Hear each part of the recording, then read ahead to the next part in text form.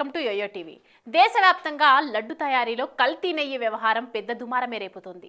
ఈ కల్తీ నెయ్యి విషయం బయటకు వచ్చి దాదాపు వారం కావస్తున్నా దీనిపై జరుగుతున్న రాజకీయాలు మాత్రం రోజు రోజుకు పెరుగుతున్నాయి. కల్తీ నెయ్యి పొరపాట్లను కూటమి ప్రభుత్వం చక్కదిద్దే పనిలో ఉంటే వైసీపీ మాత్రం హైకోర్టుకు వెళ్ళింది. సీఎం చంద్రబాబు వైసీపీ నేతలే మొత్తం చేశారని ఆరోపిస్తుంటే వైసీపీ నాయకులు సైతం కౌంటర్లు ఇస్తున్నారు. ఇదిలా ఉంటే పవన్ మాత్రం సపరేట్ రాజకీయం చేస్తున్నారు. సనాతన ధర్మం అంటూ మొత్తం దీక్షలతో దేశాన్ని తన వైపు తిప్పుకున్నారు. దీనికి కారణం ఏంటి? ఒక్క వైసీపీనే టార్గెట్ చేశారా పవన్, లేక దక్షిణాది రాష్ట్రాలు కూడా టార్గెట్ మారాయా? ఈ డిప్యూటీ సీఎం చేస్తున్న రాజకీయం వెనుక ఉన్నది ఎవరు అనేది యోయోవిలో తెలుసుకుందాం.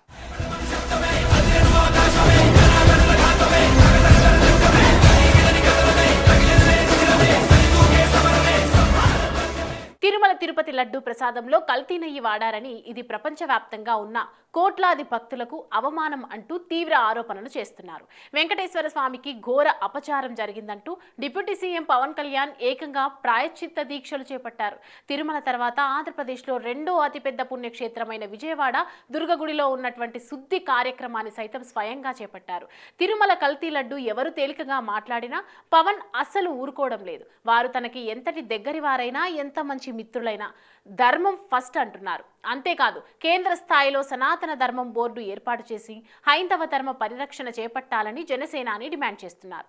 అయితే మొదటి నుంచి దక్షిణ భారతదేశంలో స్థానిక అంశాలు, అభివృద్ధి, ప్రాంతీయ పార్టీలకు కులపరమైన అజెండాలు, ఉద్యోగ అవకాశాల ప్రాతిపదికన మాత్రమే రాజకీయాలు కొనసాగుతూ వస్తున్నాయి. ధర్మం, మతం ఆధారంగా జరిగే పాలిటిక్స్ సౌత్ ఇండియాలో పెద్దగా కనబడవు. ఉన్న వాటిలో తెలంగాణలో మాత్రం ఇటీవల బీజేపీ కొంత పురోగతి సాధించింది. అయినప్పటికీ అక్కడ కూడా అభివృద్ధి, ఉద్యోగ అవకాశాలకే తొలి ప్రాధాన్యత. ఏపీలో అయితే విభజన తర్వాత ప్రత్యేక ఉనికి కోసం పోరాడటం, రాజధాని నిర్మాణం, అభివృద్ధిలో తెలంగాణతో పోటీ పడడం ఇవే ప్రధానమైన అంశాలు.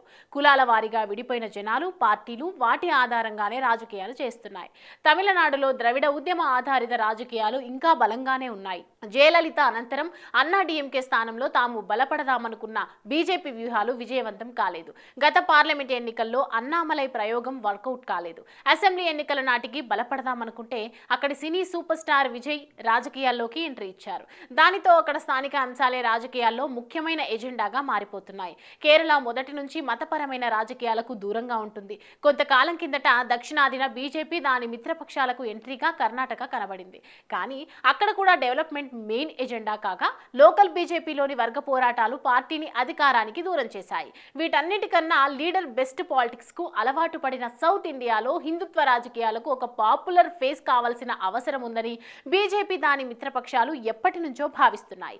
ప్రస్తుతం బీజేపీకి అత్యంత ఆప్తుడైన పవన్ కళ్యాణ్ ఆ లోటు పూరించే దిశగా కనిపిస్తున్నారు అనేది జాతీయ స్థాయి రాజకీయాల్లో వినిపిస్తున్న మాట. ఎందుకంటే తిరుమల అనేది కేవలం తెలుగు రాష్ట్రాలకు మాత్రమే పరిమితమైన పుణ్యక్షేత్రం కాదు.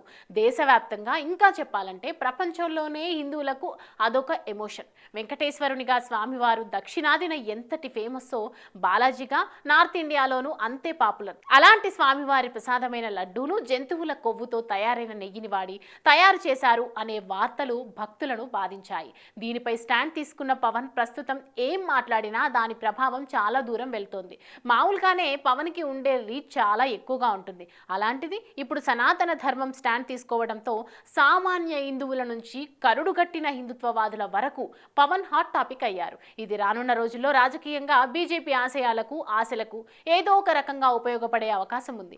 నిజానికి పవన్ అంటే తమిళ హీరో కార్తీ చాలా అభిమానిస్తారు. అలాంటిది ఒక సినీ ఫంక్షన్ లో యథాలపంగా లడ్డు అంశం ప్రస్తుతం చాలా సున్నితంగా మారిందంటూ అన్న వ్యాఖ్యలను పవన్ తప్పుపట్టారు. దానిపై కార్తీ క్షమాపణ కోరుతూ ట్వీట్ చేయడం, పవన్ కూడా దానిని స్వాగతిస్తూనే ఆయన సినిమాకు ఆల్ ది బెస్ట్ చెప్పడం జరిగిపోయాయి.